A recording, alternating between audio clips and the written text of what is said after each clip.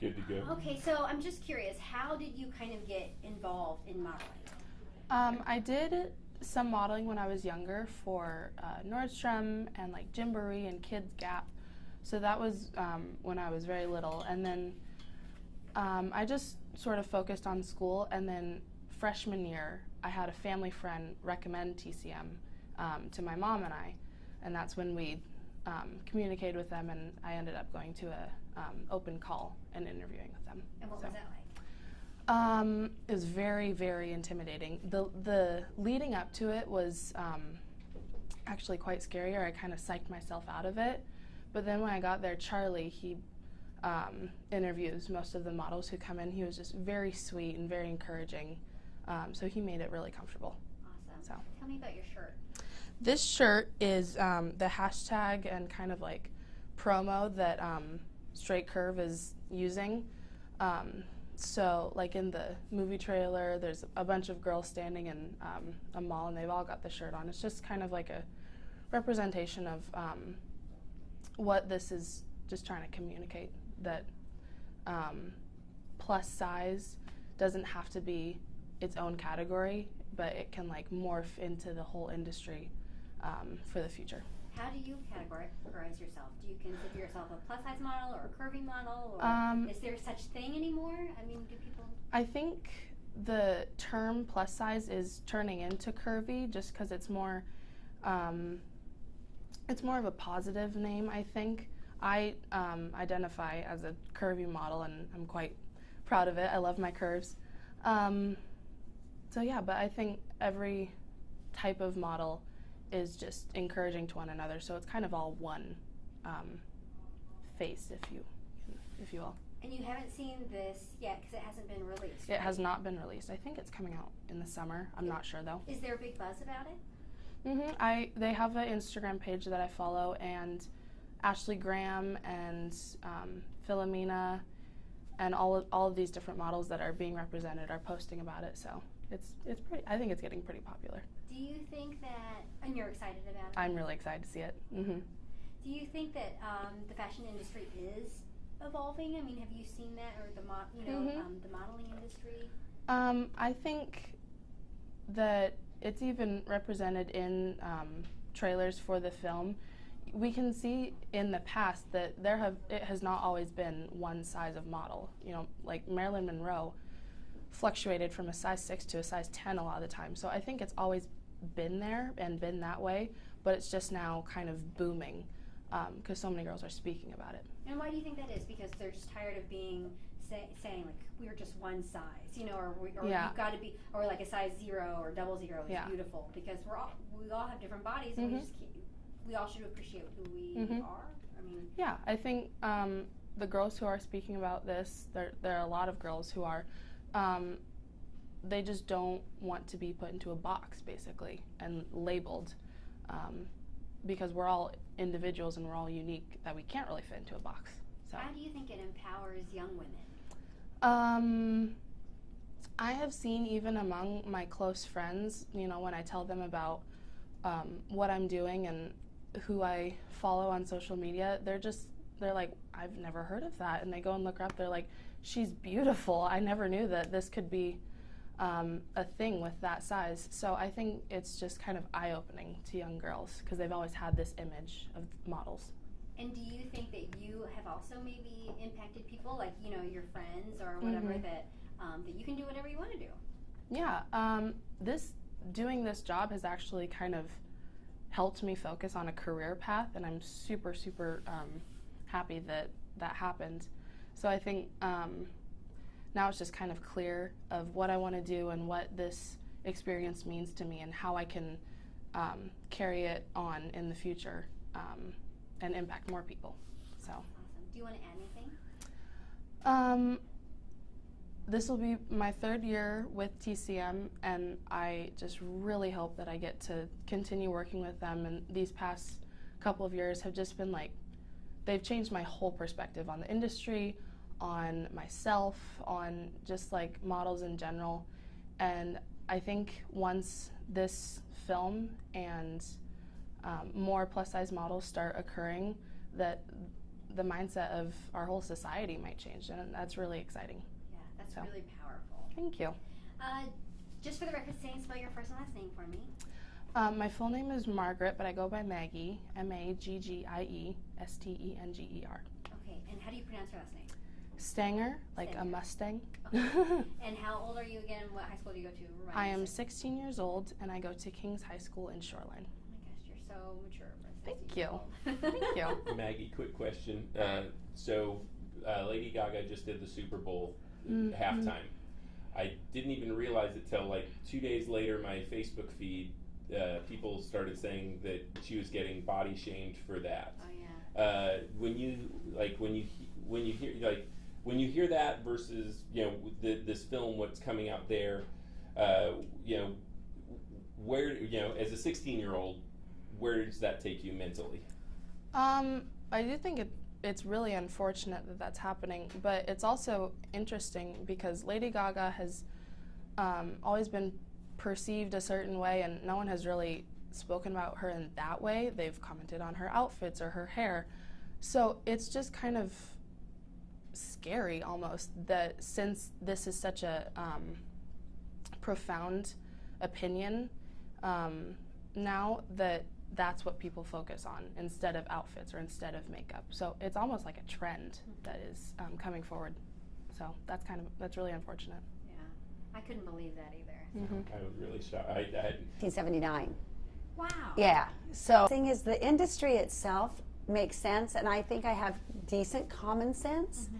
And I watched my girlfriends that were in the industry and asked questions and paid attention to what other agencies were doing, and read things, and I don't know, kind of self-taught in I guess basically, but it's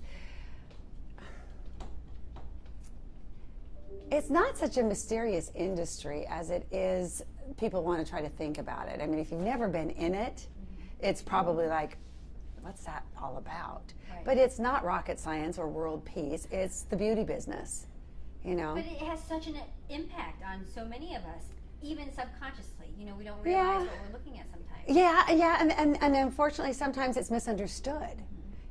All of this about plus size modeling, or curvy as we like to call it, is a little bit misunderstood as to how the agencies fit into all of it. It's like we're making the rules, and we're not. We're not the rules. We are the providers, not the deciders. And we are. It starts with the designers. And the designers are the ones that create the samples for their collections. Well, they create the smallest sample possible so that they don't have to spend as much money on fabric and beading and all of that. So a 0 to 2 is what they're making the sample for. Well, then that trickles down into what the magazines shoot, because they shoot months in advance of when it comes out. So they've got the sample from the designer, and it's a 0-2. So they've got to have a model that's a 0-2 in order to wear it in front of the camera. Plus, the camera puts on 10 pounds. I'm sure I look really chubby right now. It doesn't matter. But the point is that it doesn't start with us. It starts over here, and then it goes across the page. And what's happening with the industry now, with more emphasis on the curvy girls, I think is a great subject to be talking about. But I think people need to understand it's not body shaming that the industry is trying to cause. It doesn't start that No. way. It's just more like everything comes to money. Money. Right? Comes down to money. Yeah. Comes down to money. Oh, it's so fascinating. Yeah. It does make sense. Like, I was like, oh, that makes sense. You would buy less material. Yeah. If you were beading and all that stuff. Oh yeah, totally. And then it's the same thing. And then they size it up. So a lot of the work for a curvier girl, or even a petite girl for that matter, happens once the clothing gets to the rack, because there's more of it available. There's more sizes available. So it's more fashion shows or of the moment kind of photo shoots where they've actually got the samples, because there's not, unless it's a Lane Bryant or one of the stores that specializes in curvy, the general population of designers and department stores don't have a lot of access to bigger samples. Wow, very interesting. So then what is happening then with the fashion industry where we're seeing more curvier models, that people, maybe designers might be taking the time or the energy or the money in making an investment to hire more regular models?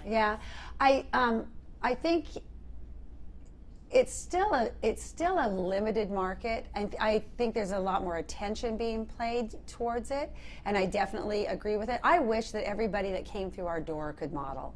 I truly do. I wish that that there were no job requirements. It was just what you wanted to do. But it's like anything. If you want to be a doctor or a nurse and you don't have a good science background, it's not going to work. It's not going to work. So the job requirements for this, are as silly as widely spaced eyes, high cheekbones, a defined jawline, your legs that are long from your knee to your ankle. And it's all because of how the camera sees you. So what's happening as far as more attention being to other body types, I think is fabulous, and there's more desire and more need, and I especially think in the younger markets, it's awesome. Companies like American Eagle and those types of companies that are hiring curvy teenagers are, blazing a wonderful trail to tell girls that they don't have to be, a certain size to be beautiful, because certainly they do not. Right. Oh, it's amazing. What do you think of the documentary that's coming out? Well, I think it's awesome. I've only seen the trailer, so I don't know a lot about it, other than the fact that they've got some really well-spoken girls that feel good about themselves, that are putting forth a really positive image for young women, which I think is huge. But other than a lot about the documentary, I don't know. Yeah. And I don't think we were rolling at this time. How long have you been doing this, and why is this your passion? Well, I've been doing this. I started modeling when I was 18, and I took over this business when I was 23. So if I tell you how many years, and we'll add it all up, and let's see, that'd be 38. So it's been a long time. And like I said, I started out as a model. I love fashion. I wanted to be a designer, but I couldn't draw. So I was like, okay, well, I'll wear pretty clothes.